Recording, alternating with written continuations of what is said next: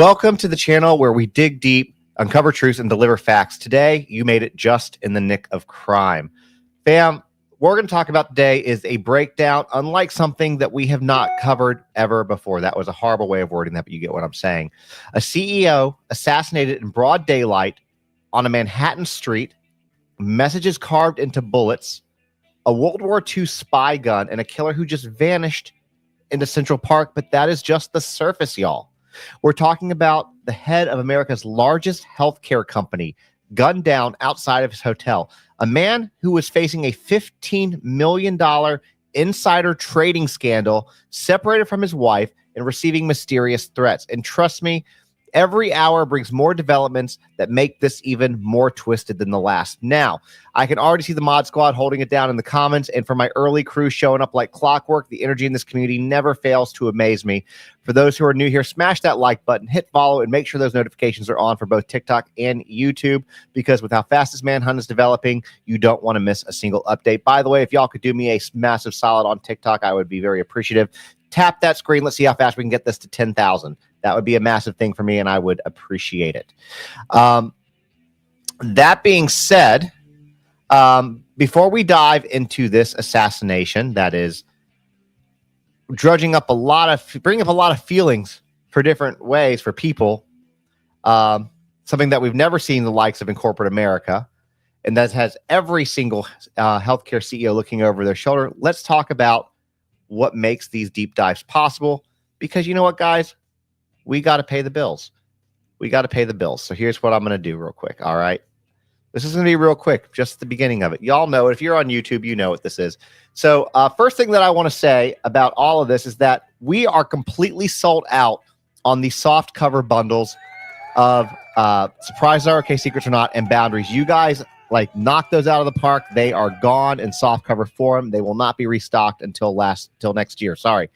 We do still have them available in hardcover, however, but I have written a total of 3 books. You can see them pinned below. The first one is called The Lost Balloon. That is my newest one. It's only been out for a couple weeks, limited qualities, but this book is basically a book that teaches your children about sharing, teaches them about different cultures and acceptance, of how to make friends with people who are different. It's really a cute book. I would highly recommend picking it up, especially with the holidays coming around. All hardcovers always come with free shipping, and they can be ordered through the TikTok shop or through the link in my bio, which is justinthennickofcrime.com. This is a really great book. We don't have that. There's only one version where this is in a bundle, and that is for the 3 hardcover book bundle. Now, this book right here is the first one I wrote, and maybe the most important or second most important. This one is called Boundaries. So if you are limited contact with a family member and wonder how you need to explain this to your kids, not only will this book do that, and is the only book in existence that does do that, it also teaches your kids how to set boundaries within the family, teaches them what conditional relationships are so that they can hopefully avoid those, and helps explain again to your kids in a way that's easy for them to understand and doesn't vilify people why you may be no contact, limited contact, and why some of those chairs might be a little empty. Now, the other book that we wrote, and this one, in my opinion, is the most important one that I've ever written. It's called Surprises Are Okay, Secrets Are Not. This is the one that we are sold out of in soft cover form. So you can only get this one in hardcover. All the other ones are available in both. This one teaches your kids to be safe, to speak up and use their voice, and to prevent them from becoming a victim that I end up talking about on my show. That is the whole goal of this book. I don't want your kids to become victims. And so this book is designed to help teach your kids that surprises are okay because they have end dates, secrets are not, and that adults should never, ever, ever be asking your children to keep a secret. This book is designed to keep them safe. If you have children, grandchildren, nieces, nephews, kids in your life, definitely pick this one up. And there is a 3-book bundle hardcover of all of them. They are on sale. It doesn't say on sale on TikTok shop because instead of doing a flash sale, I just lowered the price. After today, it will go back up to the normal price. But it's $59.99 for the 3 hardcovers. They will come signed. You can put in the notes who you'd like me to dedicate them to, and they will come with some additional free little goodies that I will throw in just for the fun of it. So just to let you guys know that. Now, with that, somebody just bought one while we're talking about this. Thank you guys so much for that. I appreciate it. Now, the other things that we got to talk about, let me take these down real quick. Where did my notes go? Where did they go? There it is. All right. So I'm not going to put these things up like I did last time, but a couple just quick housekeeping items. I am now on Blue Sky. That is the new Twitter. If anybody wants to follow me there, you can get to it. It's in the note. If you're on YouTube, it's in the description. If you're on TikTok, it's in the link tree. I'm also, which I'm really bad about telling you guys that I do this, I am on Cameo. So if you have somebody who really likes my content and you want to surprise them with a cameo, I am really cheap. Like, you can buy me for next to nothing. I don't know my self-worth at all. So you can go to Cameo, which is also in my bio, and I can do a video just for them. Often I've done it in the past where we do a crime story that we cater to them, and it's just private. And then I don't ever tell that story out loud. You know, that's just for them. And the last thing is, it is Thursday in 2 days. This is for my TikTokers. On YouTube, you're gonna have to watch it later. But at 2 p.m. Eastern time on Saturday, and you can go to my bio and register for this live, I will be hosting, not the other way around. I will be hosting none other than Ashley Banfield. Ashley Banfield will be on this platform on TikTok for us to do an interview with and have a discussion. And here's what I'm going to say. I've done one video about it. I will do another video about it. But if you have any questions you want me to ask and work into Ashley Banfield, go to the videos that I've done, drop those in the comments, because I will add those to the thing and we can work those in. So I want to make sure that you guys are aware of that, because you're not going to want to miss it. Now, without further ado, let's get into all of this. Let's get into all of this stuff real quick. Turn this down. So, real quick heads up, though, as I said before, if you are watching on TikTok, you might want to head over to YouTube for this one. I don't always say that for that one. And that's if you want to see pictures. If you don't care if you see pictures, that's okay. I'm getting some Blue Sky followers, too. As I said this, I appreciate you guys so much. If you don't want to see pictures, you're totally good where you're at, just so you know. So let's get this thing pulled up here, and then let's get this started. So we're talking today about Brian Thompson. And, you know, I find this very interesting, because my FYP has been filled with people who aren't overly upset about the death of this guy. You know, we're talking about UnitedHealthcare, right? So UnitedHealthcare, I think, has a 32% denial rate on initial claims, very high denial rate. And personally speaking, I think that that is part of the motivation as to what happened.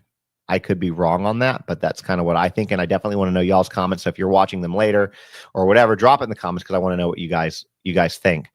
But anyways, that being said, this guy, December 4th, 2024, yesterday at 6:44 a.m., Brian Thompson stepped out of his hotel in Midtown Manhattan. Someplace, by the way, I was there. The exact spot where he got shot, I was physically there 3 days prior. And it's a very populated area, very safe area. But he stepped out of his hotel in Midtown Manhattan. He was headed to his company's annual investor meeting or conference, which was at the Hilton. And that was just across the street, but he never made it there, because there's surveillance footage that shows that a person had been waiting for about 5 minutes as other pedestrians passed by. He stayed hidden behind a parked SUV. And when Thompson walked past, put the picture out here so you guys can see this. All right. An assassin emerged, murderer, whatever you want to call him, and opened fire with a suppressed weapon, which we have information about that weapon, which I'm going to talk about in a second, because that weapon is very interesting and it's rare. The firearm jammed multiple times, but the shooter, showing what police have described as expert level training, quickly cleared each malfunction and continued firing. All right. And by 6:46, and this is a map right here. If you're looking at if you're on YouTube, you can see it. It's a map right here. And by 6:46, the first calls to 911 came in. The shooter disappeared into an alley between 54th and 55th, and then fled on what appears to be a pre-positioned electric bike in Central Park. And at 7:12 a.m., Thompson was then pronounced dead at Mount Sinai Hospital. Now, I want to stop real quick here for my notes and kind of talk to y'all about a couple things with this, because I've seen a couple creators that I really respect and admire talking about, you know, that this couldn't have been. Now, personally speaking, I'm going to say this first. I don't believe that this was a professional hit. This is my personal opinion. Time will tell. You can tell me what you think. But I think that this was a revenge killing. That's what I think it is. If you had to ask me what I thought happened, what I would say is I think that somebody probably got denied care, whether it was a significant other, a child, whatever, and that person ended up dying. That's what I think happened. We'll find out maybe, but you guys let me know what you guys think. But that's what I think. But they were like, this can't be a professional hit because he didn't get away in a car. And I just kind of want to clarify that. I don't think that that's a really good way to look at it, because like I said, I was there a few days ago. You cannot move at any hour in New York City, in that part of Manhattan, you got into a car, you're going to move 4 feet. That's it. You're not going to move. The smartest way for him to get away was with a bike. Honestly, that's just the truth. Okay, definitely was the truth. I think that this was a personal vendetta. And when you couple that with the fact that he had wrote what he wrote on the bullets, which we're going to talk about here in a minute, I think that adds to it. But you don't have to agree with me, and that's okay. And if you don't agree with me, drop in the comments why, especially if you're watching this later, because I read every one of the comments. Let me know what you think and why. That's okay if you don't. But anyways, now that I said that, you can look at the map as kind of where this happened and where he kind of wrote off to based on this, and this is in New York. But police are now analyzing crucial physical evidence that was left behind at the scene. In an alley where he fled, they recovered both a phone and a water bottle that was believed to have been purchased at a nearby Starbucks shortly before that shooting. And the water bottle could prove really crucial, potentially because it could have DNA evidence that might identify who this shooter was, right? But what's even more telling is the bullet casings, right? What we've heard about it. And it's true. There is legitimacy to the stories that you've heard. The bullet casings recovered at the scene. Police found 3 live 9mm rounds and 3 discharged shell casings. Written on these casings were 3 words that appeared carefully chosen, which are delay, dispose, and defend. All right. Law enforcement sources revealed that dispose was written on a shell casing from a round that was fired into Brian Thompson, while delay was found on a live round that was ejected when the shooter cleared a jam. Investigators are exploring whether these words point to a possible motive, and that's how I have to word that because that's the official answer. I mean, I think that they do.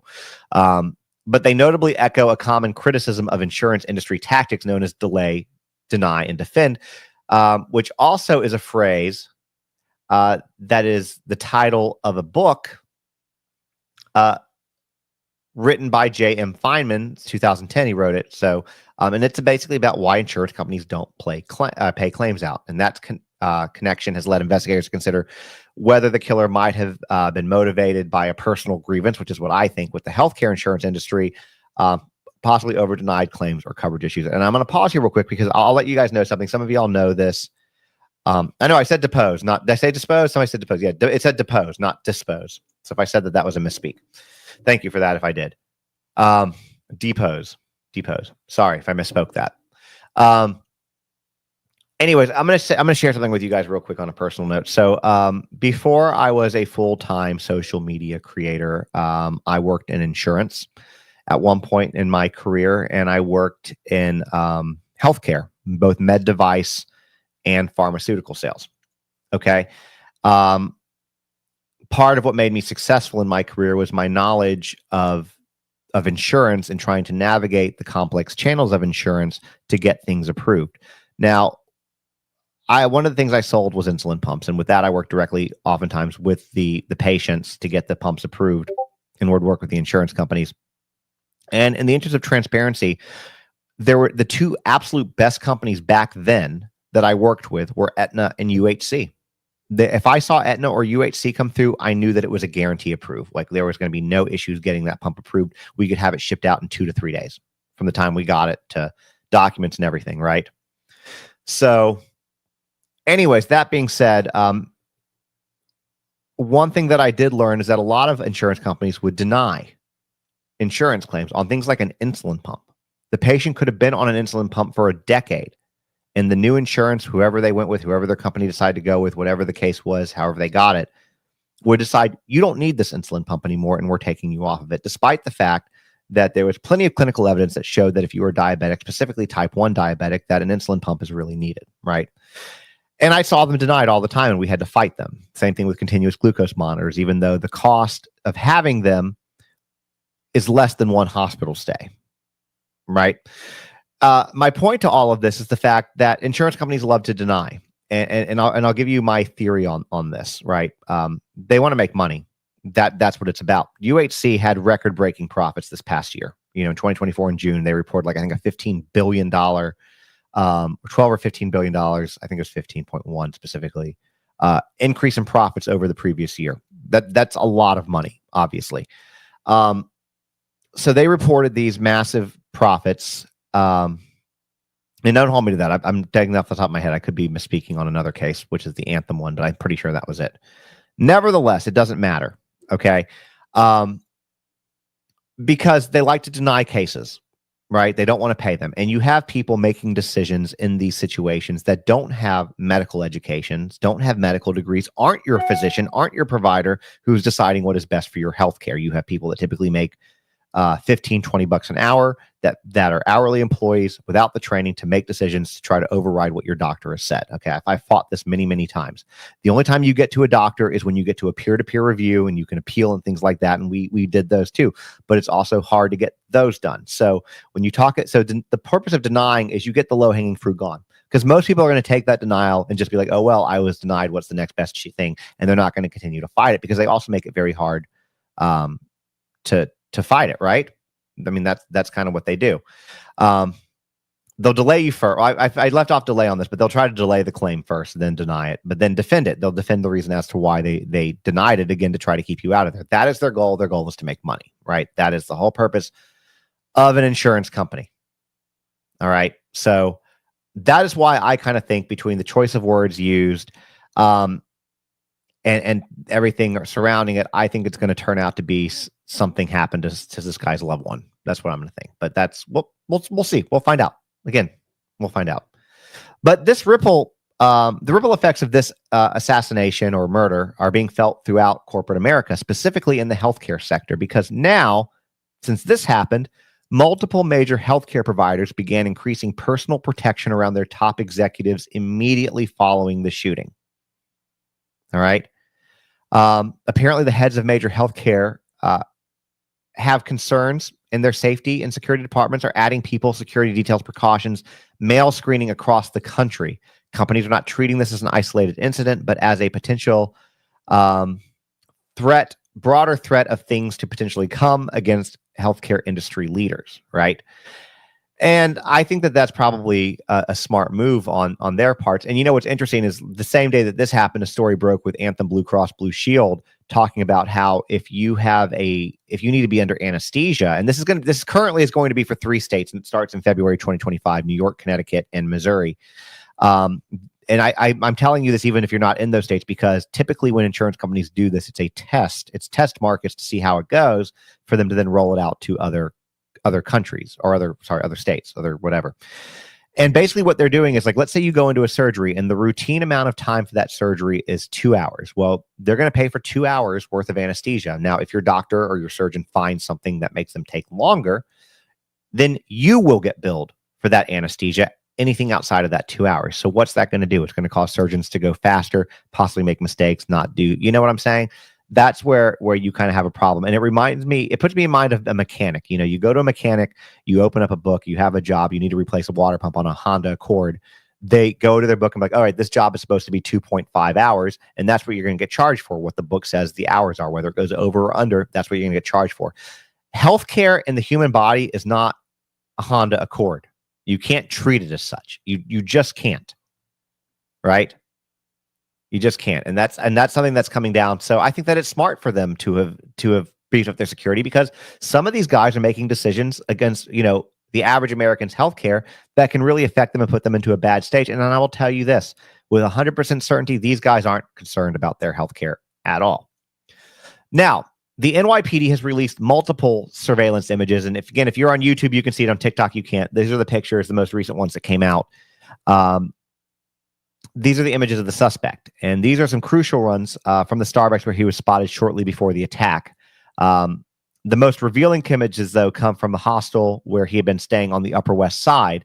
Apparently, he kept, as we know, his face masked most of the time, but they did manage to capture a couple of clear images of him without the mask. And one of the photos, as you can see here, shows him smiling, which is, seemingly very content given what he knows that he's going to do, what he's planning on doing. He's very confident in that, obviously.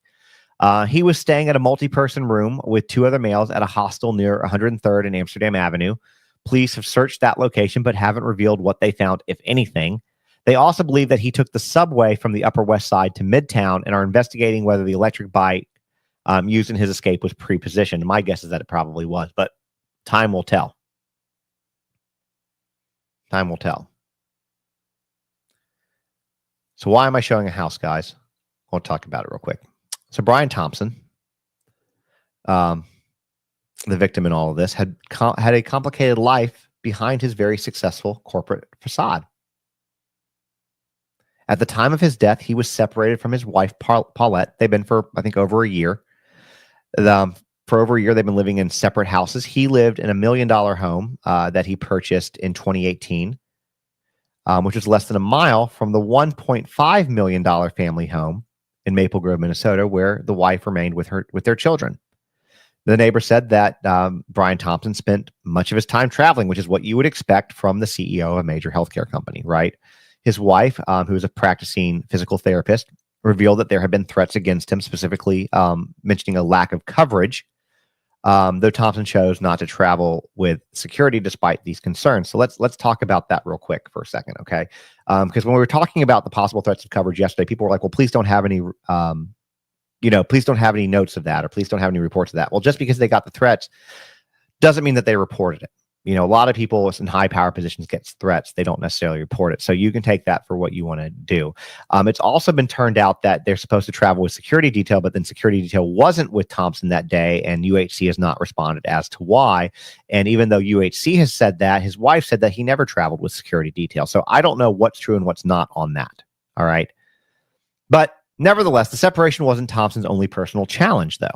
His marital problems weren't the only one, because in May, guys, he became embroiled in a major legal controversy when the Hollywood Firefighters Pension Fund filed a lawsuit against Brian Thompson and other United Health executives. There we go.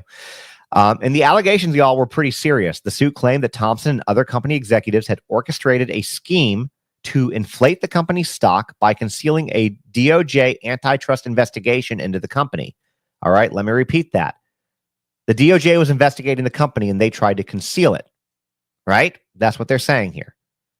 And according to this lawsuit, Brian Thompson knew about the investigation as early as October of 2023. And when he learned about that, he sold 31% of his company shares. And this is the 15.1 million. So he pocketed 15.1 million in proceeds from that. And that was just 11 days before the Wall Street Journal exposed the probe. When news broke, UHC's stock dropped 5%. The lawsuit paints a picture of widespread insider trading at the highest levels of UnitedHealth. It alleges that the company executives collectively sold over $117 million worth of stock during the 4-month period when they knew about the federal investigation, but the public did not. The DOJ was investigating whether the company's private subsidiaries was unfairly restricting competitors and running a monopoly. So you had insider trading, a potential monopoly, and potential competitor restriction. I mean, there's a few big things there, right? So this is all going on while all this is going on, right? Now, the investigation into Thompson's killing is revealing more detail. I forgot to change the picture earlier. It's revealing more details about the killer's expertise, right? The weapon that was used, I'm going to show this weapon in a second on YouTube. I can't show it on TikTok, but I can show it on YouTube. This weapon's insane. Like it's like straight out of a spy movie, y'all. But the weapon used included what appears to be a suppressor. We've seen that in this picture, right? Which is something that even Eric Adams, who is New York's current mayor and former NYPD captain, said that he had never encountered in his years of service. The shooter was also had a really good ability, or the skill set, to quickly clear weapons malfunctions and continue firing. And that suggests either some type of military or law enforcement training. Not necessarily, but it suggests that. Now, when I was putting this show together, the update came in about the weapon used, and investigators are pursuing a lead involving this firearm purchase. Okay, so I'm going to show you what this picture looks like. Again, if you're on TikTok, you won't be able to see it, but I'm going to show it to you guys here. If you want to jump over, you can. If not, whatever. If you do come over to YouTube, though, please do hit that follow button. That's a massive solid. That's easy for you to do, and it's free, and I appreciate it. But this is the firearm, all right? So this weapon appears, this is what they believe it is. They believe that it is a B&T VP9. Okay, which is a modern version of the Well-Rod pistol, which is a suppressed firearm originally developed for spies during World War II. While the actual firearm has not been recovered, investigators are particularly interested in a recent purchase of this apparently rare weapon from a Connecticut-based gunmaker. All right, so they're looking into it. They're aware of a purchase. It's a rare weapon, but if you look at this, guys, this weapon comes with a suppressor. Like, that is how it's meant. It's to be a spy gun. It's meant to be quiet, right? It's meant to suppress. It's meant to, they even say that it's whisper quiet from the manufacturer, right? It's described as having a whisper quiet sound signature and a nondescript appearance. It features an integrated suppressor, as I said, and unique rotating bolt operation. The use of such a specialized weapon, very unique weapon, something that even, again, Eric Adams had never encountered this weapon in his entire years of service, adds just a little bit more of a layer of intrigue to this case. By the way, this firearm cost about $2,300. Well, I looked it up. It's $2,300 for a pistol. It's not a cheap weapon by any stretch, and it's insane looking. But here's something else that brought up that was interesting. So we know about the bullets. We talked about the bullets with deny, depose, all that stuff on it, right? Defend. And somebody brought this up, and I'm not in my previous live, and I'm not saying that this is what I believe, but I find it very interesting. So I'll let you guys make this decision, right? Somebody asked if the firearm is legal. Yes, it's absolutely legal. The manufacturer is B&T. Okay, that is the manufacturer of this weapon. And Brian Thompson's initials are BT for Brian Thompson. So somebody brought up the fact that, is this just a coincidence, or was that part of the orchestrated plan? I don't know if that's the case or not, because he probably needed a quiet weapon. But given how orchestrated this guy seems to be, I don't know if I would put it past him. I don't know. But you guys, again, can say that. I'm not saying that it's the case. I'm not trying to start something with that, but I'm saying it's a very, if it's a coincidence, which it likely is, it's a very interesting coincidence, right? At least I think so. All right. But this shooter's ability to handle this weapon, which is a sophisticated weapon, quickly clearing the malfunctions and continuing to fire it, suggests, again, serious training or at least some expertise in the matter. Now, there's a bounty hunter by the name of Zeke Unger, and he works with the U.S. Marshals, and he has a little bit of a different theory. He believes that this was not a professional hit, which, again, neither do I. And he points to the weapon malfunction and the killer's mannerisms, saying that this is, he said, quote, "This is not a professional killer, a contract killer by his mannerisms, and by the failure of the weapon with the noise suppression unit causing a major malfunction." He said that he believes the individual, by looking at the footage, had some psychological issues and that this is a revenge shooting. That is what this bounty hunter who works with the U.S. Marshals says. All right. Now, NYPD is offering a $10,000 reward for information leading to an arrest. They're particularly interested in the distinctive gray backpack he carried and the cream-colored jacket he wore. Police are also had also recovered a phone and water bottle from the alley, which we talked about earlier, which he fled through, and they believe that he might have dropped those while he was trying to escape. Now, nobody's turning in this guy, y'all, in my opinion, over $10,000. Like, what the exact phrase that I've seen 1,000 times, like nobody's selling out John Wick for 10 grand. Like, nobody's doing it. Right? And but I'm going to put this up here anyways. Let me make this a little bit bigger for y'all. All right, so y'all can read this if anybody wants to, for, whatever. But the most puzzling aspect of this case is that Thompson supposedly was supposed to have an in-house, according to UHC, had an in-house security detail assigned to him during his trip to New York City. That is the official answer from UnitedHealthcare, is that Thompson had an in-house security detail assigned to him during this trip to New York. And that's, again, according to UHC, according to a source familiar with the company's security arrangements. However, the detail was not with him when he was shot. Kind of weird. UHC has declined to provide details about security arrangements or explain why the team wasn't with him that morning. A former senior security director at another major insurance company told CNN that it can often be difficult to get executives to accept security even when there are threats. Now, the investigation is continuing to develop up along multiple fronts.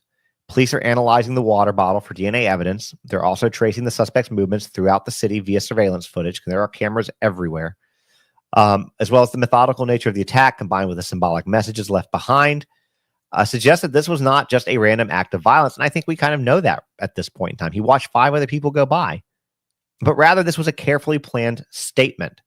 Though whether that statement was aimed at Thompson personally, UnitedHealthcare specifically, or the entire healthcare insurance landscape, that still is yet to be determined. As the manhunt continues with police using drones, helicopters, and dogs in their search, we'll see what they come up with. But as investigators piece together the evidence, they're faced with conflicting signals, right? A killer with apparent tactical training who chose to stay in a hostel, a targeted assassination with deeply personal overtones, and messages that suggest that this might be more than just one CEO or one company. This is an absolutely, this is like a movie script more than real life. It's absolutely insane. Absolutely insane. And so we're going to find out more. Now, here's the thing. Usually when I do these shows on YouTube, with especially, TikTok, you guys know that I talk and I don't really look at the comments too much. I might glance over. But I really kind of want to hear what you want. Yeah, what you guys want to talk about. Somebody asked what I'm reading. I'm reading this. I'm reading the show notes that I put together for my show. That's what I'm reading. That's what I'm reading, the show notes from my show. But I'm looking at YouTube right now. So when I do my YouTube show, I don't look at the TikTok. I look at the YouTube. So just not buying it with somebody angry about insurance. Okay, and let's explore that, Bell. I respectfully, I disagree with that. I think that if somebody lost their loved one due to an insurance denial, I could see somebody feeling very personal over that. I'm not sure what kind of the exact backpack. I know it was gray. I don't know any specifics on it outside of that. Somebody else, can I do a general recap of what I know? I just did it on YouTube. It's all saved there. If you missed it or came in late, you can definitely jump over to YouTube and watch the whole thing in its entirety.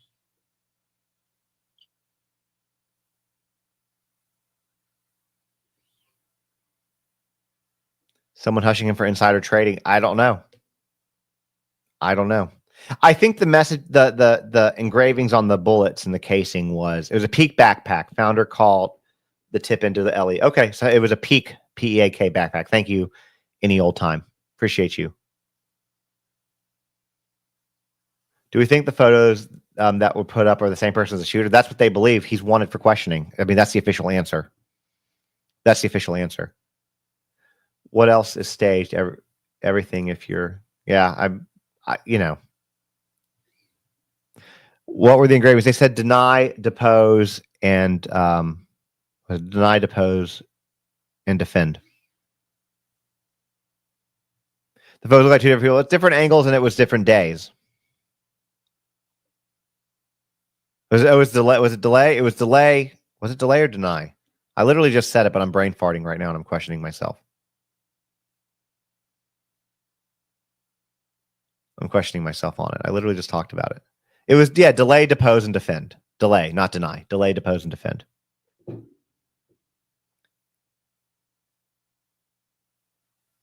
Sorry, I had a moment there where I was questioning myself. Well, they said that they believe that it was a. They said they believe it was a. That's what law enforcement believes it was the BT9. I can just go off of what they say. Was the book about the one that's similar? It's a book about the book that that you're asking about is. Let me put myself back on the stage here. Let me get rid of this. Get rid of this. There we go. The book that we're talking about here, I'm going to get it pulled back up for my YouTubers. There you go. It's called Delay, Deny, Defend, and it's why insurance companies don't pay claims and what you can do about it. And the book was written by J.M. Feynman, for anybody who wants to look that up. So, anyways. Yeah, it's Delay, Deny, Depose. I was having a moment. But that was the book. It's Delay, Deny, Defend.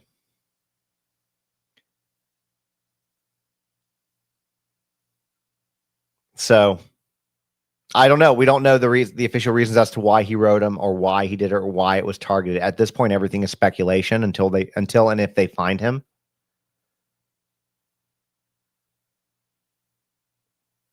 He knew Brian. So I was there. I did see an article. Somebody asked about him knowing Brian's itinerary. I think that's a really great point to bring up.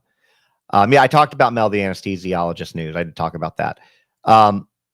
So apparently it doesn't take, according to a few articles, oftentimes these movements aren't too hard to find.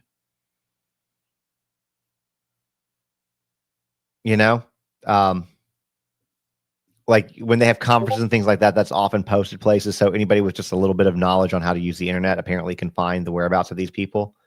Somebody asked if they can see the pictures of him smiling. Yeah, I can put that back up. So if you're on YouTube, you can see the pictures. There you go. They're smiling in the right one.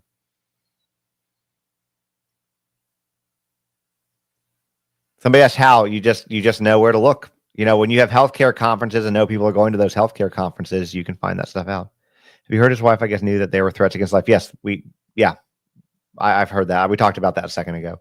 So for anybody who's coming in late, we were talking about the UnitedHealthcare CEO, and I'm recording a YouTube show right now as well. We talked about the bulk of it. So if you want a full update on everything, you can definitely go to my YouTube, which is Just the Nick of Crime, which you can get to through the link in my bio, and you can watch this entire episode and get completely caught up from a baseline to the most up-to-date stuff, just so y'all are aware. But here's the thing, what's very, very interesting is that a lot of people don't seem to care. Like it's another, it's an etheric. It's kind of like, it goes back to like when the Titan sub imploded, people were interested in what happened, but they didn't care. See, Sam the dog, not all heroes wear capes, some wear a hoodie. Yeah, exactly. You enjoy it. That's the thing that I'm saying is that if people aren't upset about this, you know, people aren't upset about this. Now, I'm not going to give my opinion one way or the other. I think that murder is wrong, you know, but that's what I'll say. Do I have loss for CEOs that make, you know, millions of dollars to undercut, you know, people who can't, you know, afford what they can? That's, I think, is very problematic. I think that's very problematic. And do I think people deserve to die over that? No. But do I think that they deserve to be held accountable? Yes.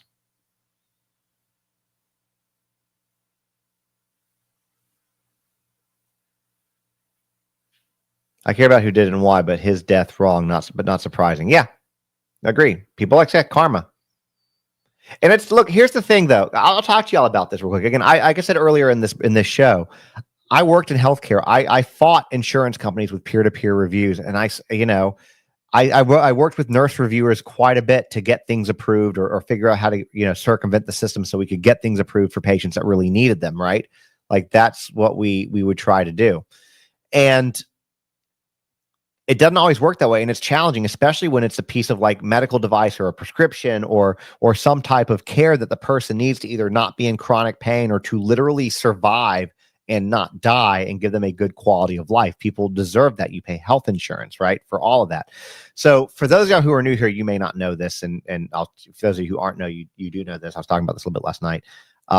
So when my daughter was born in 2019, we had Aetna insurance. My daughter came at 29 weeks. We spent 43 days in the NICU, and every single time a neonatologist walked by, which was twice a day, that was $10,000 a pop, and they maybe spent 5 minutes with her. $10,000, $20,000 every day for 43 days. All right. Plus everything else that was going on. And our insurance decided that those neonatologists were out of network. Even though they were in the hospital, their practice was not in network, but we had no choice but to have those neonatologists because that's what we had. We didn't have a choice, right? So patients oftentimes are stuck in a situation where you need healthcare, you need something, you can't control. You know, if my daughter was born at 29 weeks, she's fighting for her life. My concern isn't, are these doctors in network, right? That's not my concern. Now, fortunately, we had Aetna, and Aetna is a great company to work with. And they, after working with them and everything that was going on, they approved everything. We ended up having, I think, $6 or $7 grand out of pocket that we had to pay for the 43 days, plus the antepartum stay that my wife had for a couple of weeks prior to that. But the healthcare bills, when we got the final whatever, my daughter had racked up over $1 million in healthcare bills. Now, I went to that NICU every single day and sat with my daughter, and I saw people in there because we're in Nashville, right? So I'll tell you where we were at St. Thomas Hospital in Nashville. And there's the other one is Vanderbilt. If you're not in the Nashville area, you're going to be hard pressed to find, especially if you're out in a more rural area, a NICU. You had parents that had to go to work every day and leave their kids that didn't have good insurance, that didn't have insurance at all in some cases, that had a child in the NICU that were longer than ours, that are going to be getting hit with $2, $3, $4 million bills. So now you have a little baby that's medically complex. you can't afford anything because now you're stuck. Instead of being able to get them the care that they need for other things that cost money, you now are trying to pay off a multi-million-dollar healthcare bill, and it's just not okay. You know what I'm saying? It's just not okay. It shouldn't be that way. And I said this earlier, we are all one major health disaster from bankruptcy. My wife, this right here is my wife right here. Anybody wants to follow her, you can. And yeah, we were just talking about that. The CEO is not a criminal because he has a job. So small-minded, uninformed. Yeah, I'm not saying that he was a criminal. I'm not talking about that. But here's the thing. I think that the way that, again, I'm not going to try to speak in the mind of the shooter. I'm not, because I can't. I can't speak in the mind of the shooter. I don't know what he was thinking. But based on what we know, if I had to make an educated guess, an educated wish, I've said that because it's a Deadpool reference, but no, an educated guess. I would say that he looks upon the CEO as the person who makes the decision, and the reason that there is a high propensity of denial is because of decisions that the CEO makes. And even in that particular case, that's still fairly short-sighted because oftentimes the CEO's hands are tied by the board. You know? So it's challenging. It's challenging. We had a neighbor. They were very wealthy, definitely into the millions. They owned several businesses. In their husband was in the his 40s, wife was in the late 30s. She developed cancer right after having her first baby. I don't know if she already had it and they just didn't know it. And it was very aggressive. And she died within a few months, 30-something years old, I think 37, with a brand new baby. They went bankrupt. Lost everything, lost their house, lost their vehicles, lost their toys, lost most of their business, everything, because of trying to fight her cancer. And now she's gone. And I just don't agree with I feel like we need a major healthcare system overhaul in this country. It's a problem. It's a problem. That's all. We're the only developed nation that does it the way that we do it. Do I think anything will change with healthcare? Not at all, Sonia. It's the same thing when people ask me, when will school shootings change? And it won't. It won't. This isn't going to change anything. All this is going to do is add additional protection for these CEOs when they travel. That's all. This stuff doesn't change. It never does. And maybe that's me being pessimistic. I don't know. By the way, my daughter's 5 now and she's perfectly fine. She's great, but it's, you know. Yeah. So somebody said I work for Aetna. Yeah. When I worked with Aetna Living Life, I loved Aetna. When we had Aetna, I loved Aetna. When I saw for an insulin pump claim come in and it was an Aetna, I was like, oh, that's low hanging fruit. I can get this thing approved in 2 to 3 days.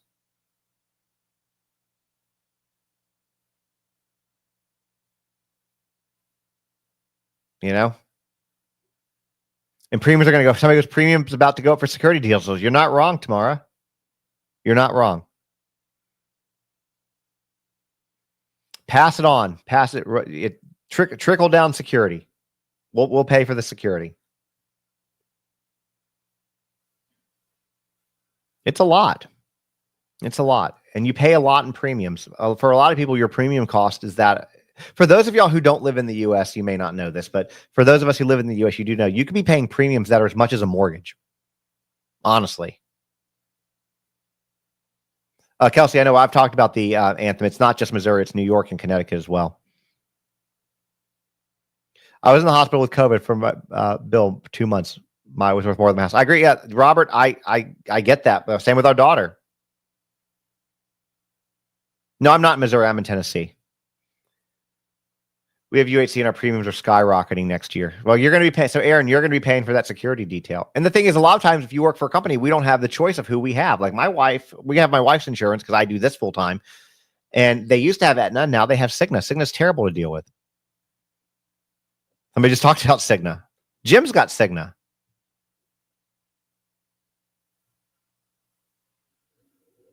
Hey, Jim. Anyways, my husband going through chemo had to fight collections for $25. We already had paid about send a doc. Yeah, it's when Yeah, exactly. You're fighting for your life. You're fighting for your loved one's life. You're already stressed. You're already worried. It's so challenging. Your premium is $700 a month for a $5,000 deductible and a 70-30 split. That's terrible coverage, and I'm sure you have no control over that.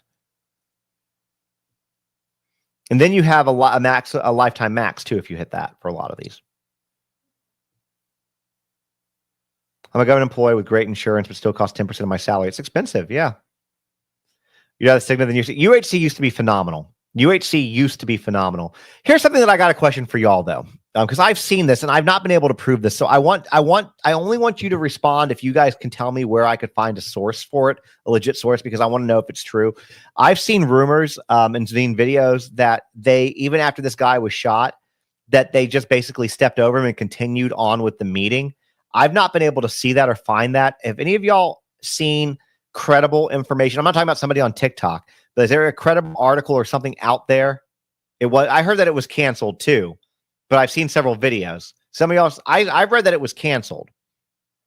I need somebody.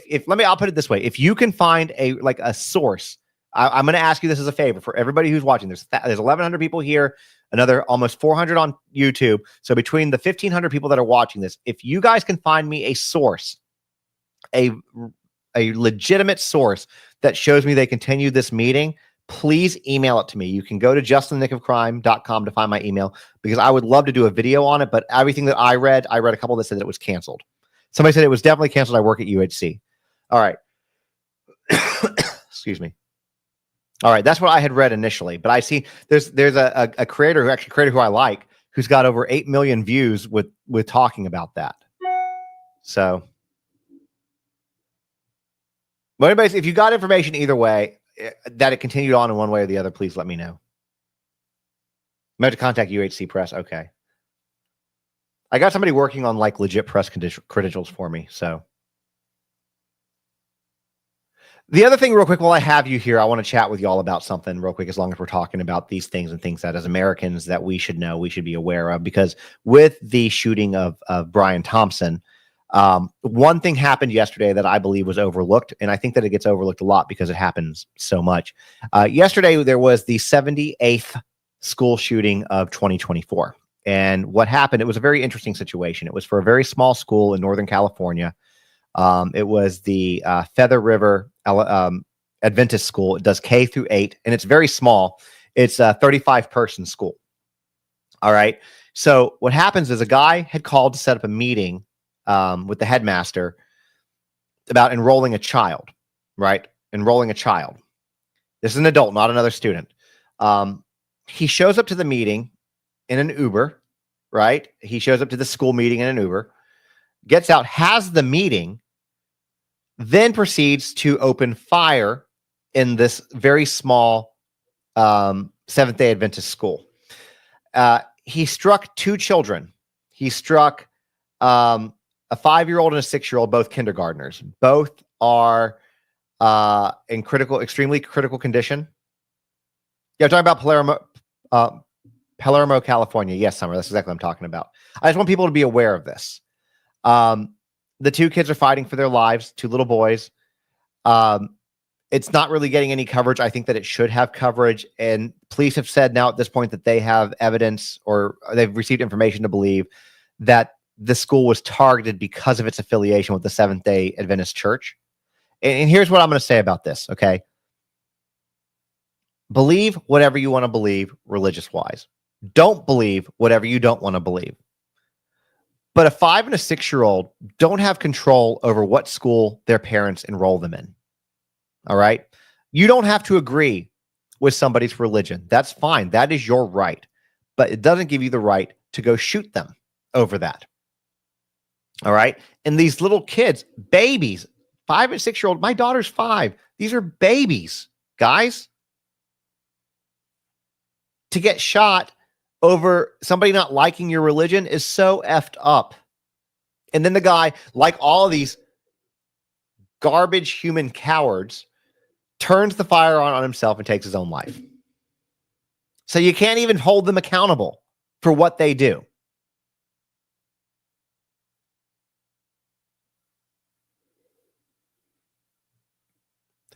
It's not at all about religion. I agree. Most of these aren't about religion. This one, apparently, the police believe was.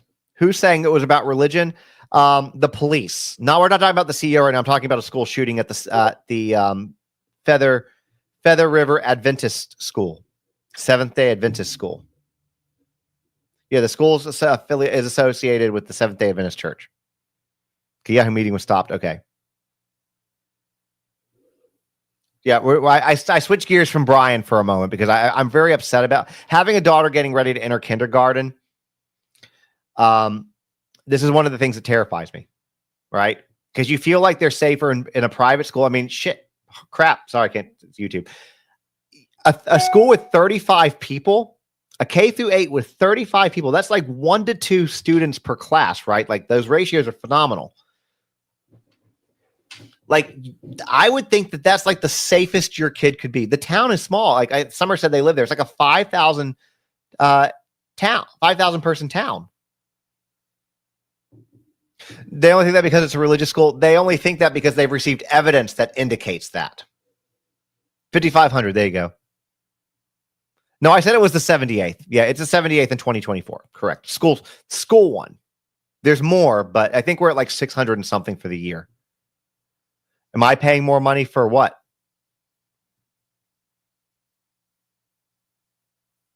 Very innocent people. My daughter's in preschool right now.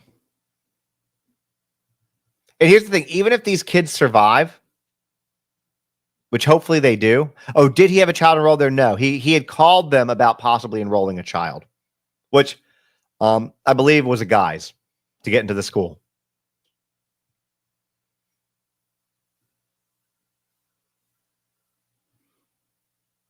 So he paid way more. I have no idea. I have no idea what that school cost, but I'm just saying you would think that in a very tiny private school that, that would be safer.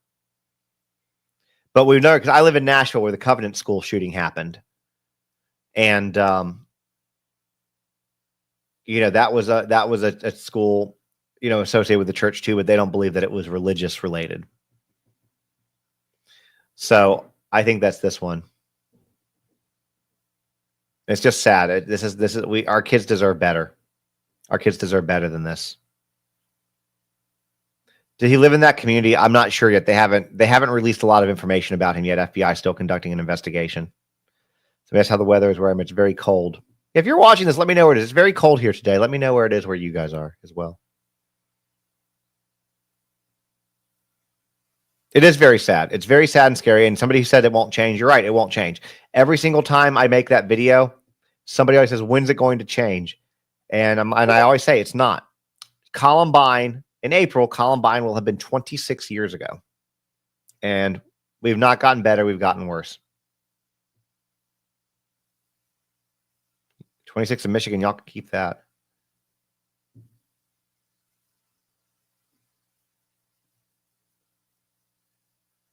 So, shut up, Jim. Jim Schmidtson here. I'm going to give you guys a good person to follow if you want to follow somebody. Let me find him real quick. Here, I'm going to give you guys a good person to follow. So, Jim's like my best good friend. No, Jim, for those of y'all who don't know who he is, he's a really good follow, but he is Gabby Petito's bonus father. He's an amazing advocate, amazing human being. Very, very intelligent, funny. Give him, I promise I'm not hitting on you, Jim, but if you want a good person to follow, that's a good person to follow. Just to let you guys know, if you're on YouTube, you can't see that, but if you are YouTube, it's Jim_Schmidt, is his TikTok name.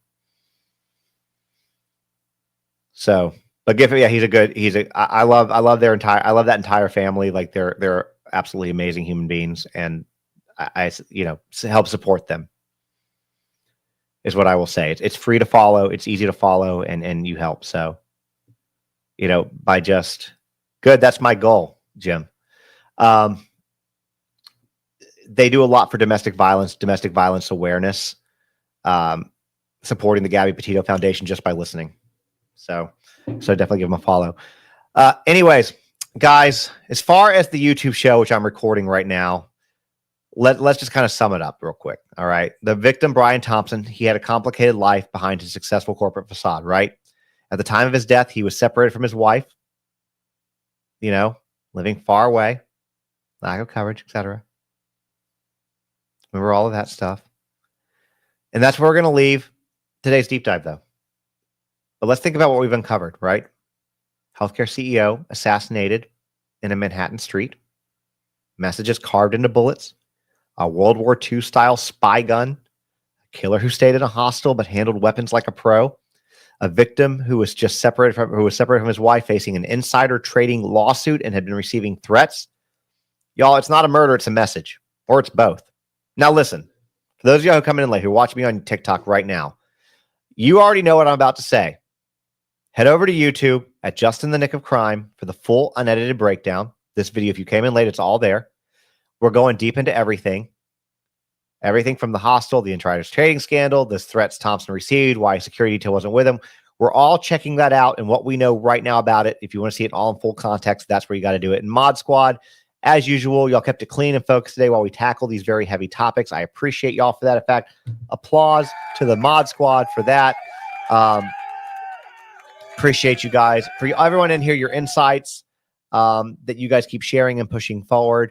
Those are incredibly helpful, and I appreciate each and every one of y'all for that. And that's why we are different here on this channel. I will tell anybody that I have the best followers on social media in the true crime space. Hands down, I will always stand by that. So if you are watching this from the future later on YouTube, drop your theories and your thoughts in the comments. What's connecting these dots for you? The weapon choice, the hostile stay, those bullet messages. What pattern are you seeing that we might have missed? I do read every single comment. Y'all know that sometimes you spot things that we don't. Like I said earlier, the person who said, wait a minute, the manufacturer is B and T, and this guy's initials are BT. That could be just a coincidence, but a very interesting observation that I didn't catch, but they did. So definitely drop things in the comments. And remember, fam, in a case this fresh, the truth comes in layers. Every hour will bring new details. Today, we learned about the firearms connection to Connecticut. We learned about the casings of the bullets. And tomorrow, who knows? Stay sharp, stay skeptical, keep asking questions, because between personal threats, the corporate scandal, and this highly, we're not going to call it professional hit, but very something hit, we'll call it, we know that there's definitely more to this story. Anyways, peace out, guys. And